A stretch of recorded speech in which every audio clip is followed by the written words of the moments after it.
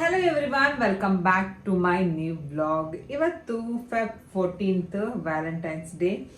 ಯಾರೆಲ್ಲ Valentine's Day celebration ಮಾಡ್ತೀರಾ ಮನೆಯಲ್ಲಿ, ಎಲ್ಲ ಔಟ್ಸೈಡಲ್ಲಿ ಕಾಮೆಂಟ್ ಮಾಡಿ. ನಮ್ಮ ಮನೇಲಂತೂ ಯಾವುದೇ ಸೆಲೆಬ್ರೇಷನ್ ಇಲ್ಲ, ಏನೂ ಇಲ್ಲ.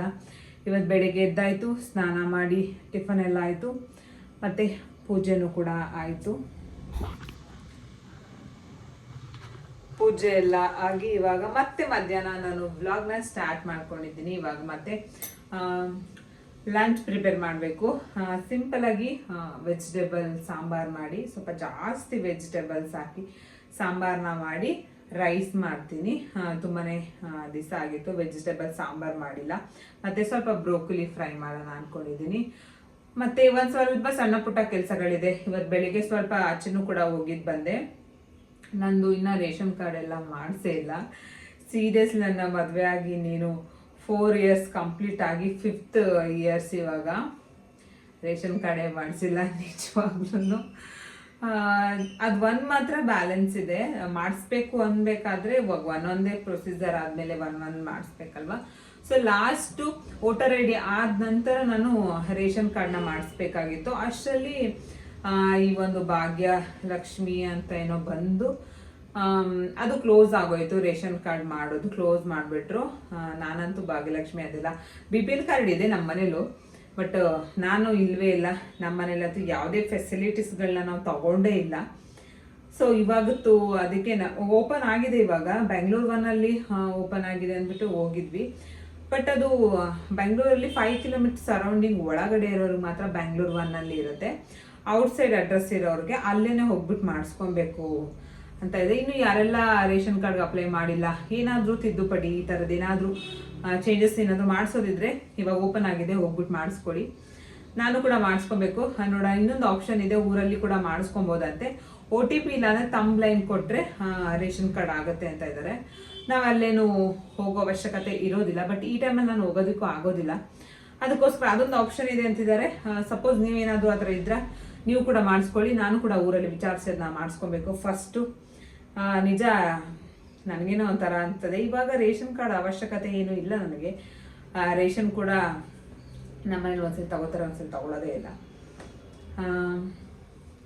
ನೋಡೋಣ ಆದಷ್ಟು ಬೇಗ. ಇವಾಗ ಫಸ್ಟು ಅದೊಂದಷ್ಟು ಡೀಟೇಲ್ಸ್, ನನ್ನ ಬ್ಯಾಂಕ್ ಸ್ವಲ್ಪ ಚೇಂಜ್ ಮಾಡ್ಕೊಬೇಕು ಊರಲ್ಲಿ. ಒಂದಷ್ಟು ಇದೆ, ಬಟ್ ಈ ಟೈಮಲ್ಲಿ ನಾನು ಇಲ್ಲಿ ಹೋಗೋಕ್ಕಾಗೋದಿಲ್ಲ. ನೋಡೋಣ, ನೆಕ್ಸ್ಟ್ ಮಾಡಿಸ್ಕೊಳ್ಳೋದು. ಇವಾಗ ಬ್ಯಾಂಕ್ದಲ್ಲ ಅದು ಅವಶ್ಯಕತೆ ಇರೋದಿಲ್ಲ. ನೋಡೋಣ, ನೆಕ್ಸ್ಟ್ ಬೇಕಾಗುತ್ತೆ ಅಂತ ನೆಗ್ಲೆಕ್ಟು ಮಾಡಬಾರ್ದು. ಆದಷ್ಟು ಬೇಗ ಮಾಡಿಸ್ಕೊಬೇಕು. ಮತ್ತು ಇವತ್ತು ಬೆಳಿಗ್ಗೆ ಟಿಫನ್ಗೆ ನಾನು ಅವಲಕ್ಕಿ ಉಪ್ಪಿಟ್ಟನ್ನ ಮಾಡ್ಕೊಂಡಿದ್ದೆ. ನಮ್ಮ ಮನೇಲಿ ಇಷ್ಟ ಆಗುತ್ತೆ ಅವಲಕ್ಕಿ ಉಪ್ಪಿಟ್ಟೆಲ್ಲ. ಸ್ವಲ್ಪ ವೆಜಿಟೇಬಲ್ಸ್ ಎಲ್ಲ ಹಾಕಿ ಮಾಡಿದ್ರೆ ಇಷ್ಟ ಆಗುತ್ತೆ. ಸ್ವಲ್ಪ ಲೆಮನ್ ಎಲ್ಲ ಹಾಕಿದ್ರೆ, ಮೇಲ್ಗಡೆ ಸ್ವಲ್ಪ ಈರುಳ್ಳಿನ ಹಾಕ್ಕೊಂಡು ತಿಂದರೆ ನಿಜವಾಗ್ಲೂ ಚೆನ್ನಾಗಿರುತ್ತೆ. ಈ ಥರ ಮಾಡ್ಕೊಂಡು ತಿಂದರೆ. ಮತ್ತು ಇವಾಗ ಅಡುಗೆ ಎಲ್ಲ ಮಾಡ್ಕೊಳ್ಳೋಣ. ನಾರ್ಮಲ್ ಆಗಿ ತೋರಿಸಿ, ಫುಲ್ ಡೀಟೇಲ್ ಆಗಿ ಏನು ತೋರ್ಸೋಕೆ ಹೋಗೋದಿಲ್ಲ. ಎಲ್ಲರೂ ಮಾಡೋ ಥರ ನಾನು ಅನ್ನ ಸಾಂಬಾರು ಮಾಡ್ಕೊತೀನಿ.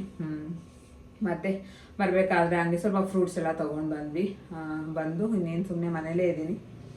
ನೋಡೋಣ, ಇವತ್ತು ಒಂದು ಸ್ವಲ್ಪ ನನ್ನ ಸಾರಿ ಎಲ್ಲ ಸ್ವಲ್ಪ ಆರ್ಗನೈಸ್ ಮಾಡ್ಕೊಬೇಕು. ಅದನ್ನ ಇವತ್ತು ಮಾಡ್ಕೊಳ್ಳೋಣ ಅಂದ್ಕೊಂಡಿದ್ದೀನಿ. ಮತ್ತು ನನ್ನ ಮದುವೆ ಸಾರಿಗಳೆಲ್ಲ ತೋರಿಸ್ತೇನೆ ನಿಮಗೆ. ಕೊರೋನಾ ಟೈಮಲ್ಲಿ ನಾನು ಮದುವೆ ಆಗಿದ್ದು, ಅವಾಗಿನ ಅಷ್ಟೊಂದೆಲ್ಲ ಶಾಪಿಂಗ್ ಆ ಥರದ್ದು ಏನೂ ಮಾಡ್ಕೊಂಡಿಲ್ಲ. ಮತ್ತು ಇನ್ನು ಯಾರೆಲ್ಲ ನನ್ನ ಚಾನಲ್ಗೆ ಸಬ್ಸ್ಕ್ರೈಬ್ ಮಾಡ್ಕೊಂಡಿಲ್ಲ, ಪ್ಲೀಸ್ ನನ್ನ ಚಾನಲ್ಗೆ ಹೋಗಿ ಸಬ್ಸ್ಕ್ರೈಬ್ ಮಾಡಿಕೊಂಡು ಸಪೋರ್ಟ್ ಮಾಡಿ. ನಿಮ್ಮ ಫ್ರೆಂಡ್ಸ್ ಆ್ಯಂಡ್ ಫ್ಯಾಮಿಲಿಗೆ ಶೇರ್ ಮಾಡಿ, ಮತ್ತು ಲೈಕ್ ಮಾಡಿ, ಮತ್ತು ಬೇಗ ಬೇಗ ಸಬ್ಸ್ಕ್ರೈಬ್ ಮಾಡ್ಕೊಳ್ಳಿ. ಮತ್ತು ವಿಡಿಯೋ ಸ್ಟಾರ್ಟ್ ಮಾಡಿಕೊಂಡು ಇವಾಗ ಯಾವ ಥರ ಹೋಗುತ್ತೆ ನೋಡೋಣ ಬನ್ನಿ. ಮಧ್ಯಾಹ್ನ ಅಡುಗೆಗೆ ಪ್ರಿಪೇರ್ನ ಮಾಡ್ಕೊತಾ ಇದ್ದೆ. ಏನೂ ಮಾಡೋ ಮೂಡಿರಲಿಲ್ಲ. ಒಂದು ದಿವಸ ಈ ಥರ ಆಗಿಬಿಡುತ್ತೆ, ಏನೂ ಮಾಡೋ ಮೂಡಿರಲ್ಲ. ಸುಮ್ಮನೆ ಮಲ್ಕೊಂಬಿಟ್ರೆ ಮತ್ತು ನೆಕ್ಸ್ಟ್ ಡೇನೂ ಕೂಡ ಸೇಮ್ ಅದೇ ಥರ ಸೋಂಬೇರಿತನ ಬಿದ್ದುಬಿಡುತ್ತೆ. ಸೊ ಅದಕ್ಕೇನು ಮಾಡಬೇಕಂದ್ರೆ, ಏನಾದರೂ ಒಂದು ಸಣ್ಣ ಪುಟ್ಟ ಕೆಲಸಗಳಲ್ಲಿ ಆದರೂ ನಾವು ತೊಡಗಿಸ್ಕೊಂಡ್ರೆ ಒಂದು ಸ್ವಲ್ಪ ಮೈಂಡ್ ಸ್ವಲ್ಪ ಆ್ಯಕ್ಟಿವ್ ಆಗುತ್ತೆ. ಇಲ್ಲಾಂತಂದರೆ ಮೂಡ್ ಆಫ್ ಆಗಿ ನಿದ್ದೆ ಮಾಡಬೇಕಂತ ಅನಿಸುತ್ತೆ. ನಿದ್ದೆ ಮಾಡಿದ್ರೆ ತಲೆನೋವು ಬರುತ್ತೆ. ಒಂದು ದಿವಸ ನಿದ್ದೆ ಮಾಡಿದ್ರೆ ಮತ್ತು ನೆಕ್ಸ್ಟ್ ಡೇನೂ ಕೂಡ ಸೇಮ್ ಟೈಮ್ಗೆ ಮತ್ತೆ ನಿದ್ದೆ ಬರೋಕ್ಕೆ ಸ್ಟಾರ್ಟ್ ಆಗುತ್ತೆ. ಈ ಥರ ಒಂದೊಂದು ಸಲ ಆಗುತ್ತೆ. ಬಟ್ ಆ ಟೈಮಲ್ಲಿ ಒಂದು ಸ್ವಲ್ಪ ನಮ್ಗೆ ಎಷ್ಟಾಗುತ್ತೋ, ನಮ್ಗೆ ಯಾವ ಕೆಲಸನ ಮಾಡಬೇಕು ಅಂತ ಅನಿಸುತ್ತೋ, ಯಾವ ಕೆಲಸದಲ್ಲಿ ಇಂಟ್ರೆಸ್ಟ್ ಜಾಸ್ತಿ ಇದೆ ಆ ಕೆಲಸಗಳನ್ನ ನಾವು ಮಾಡಿಕೊಂಡಾಗ ನಮ್ಮ ಮೈಂಡು ಕೂಡ ಸ್ವಲ್ಪ ಆ್ಯಕ್ಟಿವ್ ಆಗುತ್ತೆ. ಇಲ್ಲ ಒಂದು ದಿವಸ ನಾವು ಅಡುಗೆ ಮಾಡೋದನ್ನ ಮಿಸ್ ಮಾಡಿದ್ರೆ, ಒನ್ ಟೈಮ್ ಇವಾಗ ಬೆಳಿಗ್ಗೆಯಿಂದ ಸಂಜೆವರೆಗೂ ಒನ್ ಟೈಮ್ ಅಡುಗೆ ಮಾಡಿಲ್ಲ ಅಂತಂದರೆ ಮತ್ತು ನೆಕ್ಸ್ಟ್ ಟೈಮ್ ಅಡುಗೆ ಮಾಡೋಕ್ಕೂ ಇಂಟ್ರೆಸ್ಟ್ ಇರಲ್ಲ. ಬಿಡು ಏನೋ ಒಂದು ಅನ್ನೋ ಥರ ಫೀಲ್ ಆಗಿಬಿಡುತ್ತೆ. ಅದಕ್ಕೋಸ್ಕರ ನನಗೆ ಯಾವಾಗಲೂ ಈ ಥರ ಆದಾಗ ನಾನು ಆದಷ್ಟು ಒಂದು ಸಣ್ಣ ಪುಟ್ಟ ಕೆಲಸಗಳಲ್ಲಿ ನಾನು ಇನ್ವಾಲ್ವ್ ಆಗಿ ಏನಾದರೂ ಒಂದು ಕೆಲಸನ ಮಾಡ್ಕೊತಾ ಇರ್ತೀನಿ. ಅದಕ್ಕೆ ಇವತ್ತು ಕೂಡ ನನಗೇನೋ ಮಾಡೋ ಮೂಡಿರಲಿಲ್ಲ. ಅದು ಬೇರೆ ವ್ಯಾಲೆಂಟೈನ್ಸ್ ಡೇ ಇತ್ತು, ಎಲ್ಲೂ ಕೂಡ ಹೋಗೋದಕ್ಕೂ ಆಗೋದಿಲ್ಲ ಈ ಟೈಮ್ನಲ್ಲಿ. ಅದಕ್ಕೇ ಸರಿ ಸ್ವಲ್ಪ ಅಡುಗೆ ಎಲ್ಲ ಮಾಡ್ಕೊಂಡು ಸ್ವಲ್ಪ ಹಂಗೆ ಟೈಮ್ ಪಾಸ್ ಮಾಡೋಣ ಅಂತ ಅಂದ್ಬಿಟ್ಟು ಮಾಡ್ಕೊತಾ ಇದ್ದೆ. ಇನ್ನೇನು ಅಡುಗೆ ಮಾಡೋದೇ ಒಂದು ಟೈಮು ಹೋಗುತ್ತೆ. ಅದು ಬಿಟ್ಟರೆ ಬೇರೆ ಇನ್ಯಾವ ಕೆಲಸನೂ ಮಾಡಿದ್ರೆ ಟೈಮ್ ಪಾಸ್ ಆಗೋದಿಲ್ಲ.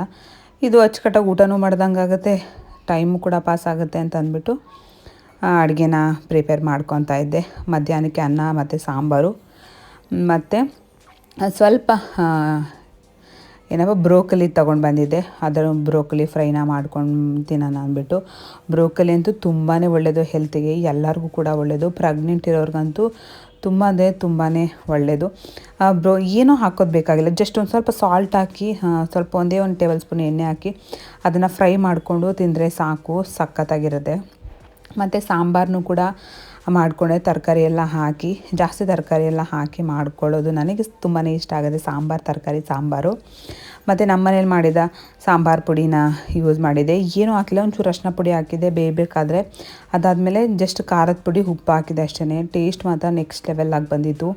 ನೀವು ಒಂದ್ಸಲ ಈ ಸಾಂಬಾರು ಪುಡಿ ರೆಸಿಪಿನ ಒಂದ್ಸಲ ಟ್ರೈ ಮಾಡಿ, ತುಂಬಾ ಚೆನ್ನಾಗಿ ಬಂದಿದೆ. ಏಕೆಂತಂದರೆ ಇವಾಗ ಶಾಪಿಂದ ತೊಗೊಂಡು ಬರೋದು ಅದನ್ನು ಬೇಗನೆ ಖಾಲಿ ಆಗಿಬಿಡುತ್ತೆ. ಅದಕ್ಕೋಸ್ಕರ ಮನೇಲೇ ಮಾಡ್ಕೊಳ್ಳೋದು ತುಂಬಾ ಬೆಸ್ಟು. ಅದಾದಮೇಲೆ ಮಾರ್ನಿಂಗ್ ಸ್ವಲ್ಪ ಆಚೆ ಕಡೆ ಹೋಗಿದ್ವಿ, ಸ್ವಲ್ಪ ರೇಷನ್ ಕಾರ್ಡ್ ಎಲ್ಲ ಮಾಡಿಸ್ಬೇಕಿತ್ತು ಅಂತ.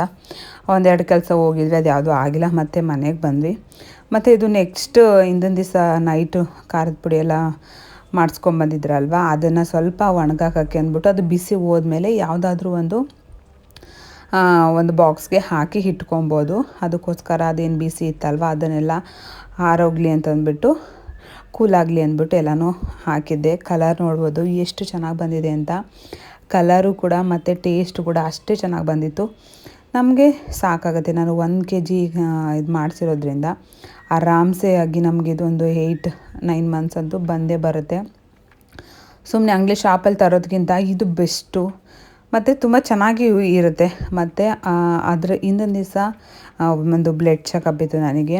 ಯಾಕೆ ನಾನು ಮಂತ್ಲಿ ನಾನು ಬ್ಲಡ್ ಚೆಕಪ್ ಮಾಡಿಸ್ಬೇಕಾಗುತ್ತೆ. ಯಾಕಂತಂದರೆ ನನಗೆ ಸರ್ಜರಿ ಆಗಿರೋದ್ರಿಂದ ಬಾಡಿಯಲ್ಲಿ ಬದಲಾವಣೆಗಳಾಗ್ತಾ ಇರುತ್ತಲ್ವ, ಈ ಟೈಮಲ್ಲಿ ಸ್ವಲ್ಪ ವೆರಿಫಿಕೇಷನ್ ಆಗುತ್ತೆ ಅಂತ ಅಂದ್ಬಿಟ್ಟು ನನಗೆ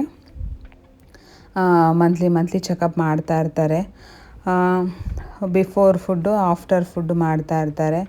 ಸೊ ನನಗೇನಾಗ್ಬಿಟ್ಟಿದೆ ಅಂದರೆ ಬ್ಲಡ್ ತೊಗೊಂಡು ಅಭ್ಯಾಸ ಆಗಿಬಿಟ್ಟಿದೆ. ಒಂಚೂರು ಮಾತ್ರ ಪೇಯ್ನ್ ಆಗುತ್ತೆ, ಅದೇ ಸಿರಂಜ್ ಹಾಕಬೇಕಾದ್ರೆ. ಅದು ಬಿಟ್ಟರೆ ಭಯ ಅಂತೂ ಇಲ್ಲ.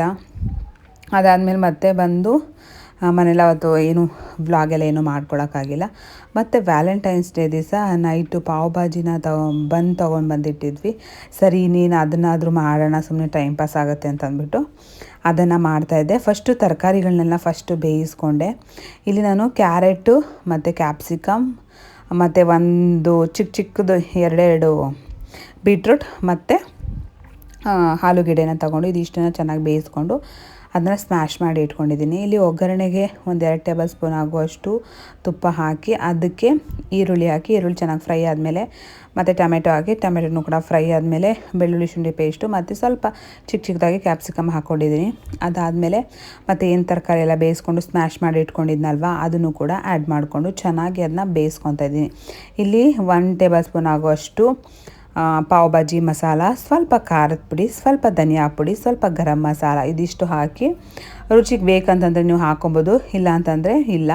ಯಾಕಂದರೆ ವೆಜಿಟೇಬಲ್ಸ್ನ ನಾವು ಕುಕ್ ಮಾಡಬೇಕಂದ್ರೂ ನಾವು ಸಾಲ್ಟ್ನ ಹಾಕ್ಕೊಂಡಿರ್ತೀವಿ, ಅದರಿಂದ ನೋಡಿಕೊಂಡು ಹಾಕ್ಕೊಳ್ಳೋದು ಬೆಸ್ಟು. ಒಂದೇ ಸಲ ಹಾಕ್ಬಿಡೋದು, ಅದು ಉಪ್ಪಾಗ್ಬಿಟ್ರೆ ಮತ್ತೆ ತೆಗಿಯೋಕ್ಕಾಗೋದಿಲ್ವಲ್ಲ. ಅದಾದಮೇಲೆ ಒಂದು 5-10 ನಿಮಿಷ ಚೆನ್ನಾಗಿ ಕುದಿಸಿದ್ರೆ ಮುಗೀತು. ತುಂಬಾ ಚೆನ್ನಾಗಿರುತ್ತೆ, ತುಂಬ ಚೆನ್ನಾಗಿ ಬಂದಿತ್ತು. ಆಮೇಲೆ ಮೈಲ್ಡಾಗಿ ಬಂದಿತ್ತು. ಜಾಸ್ತಿ ಪಾವ್ ಭಾಜಿ ಮಸಾಲನೂ ಹಾಕಬಾರ್ದು, ಮಸಾಲನೂ ಕೂಡ ಅಷ್ಟೇ ಜಾಸ್ತಿ ಹಾಕಬಾರ್ದು. ಒಂಥರ ಹೆವಿ ಅಂತ ಅನಿಸ್ಬಿಡುತ್ತೆ.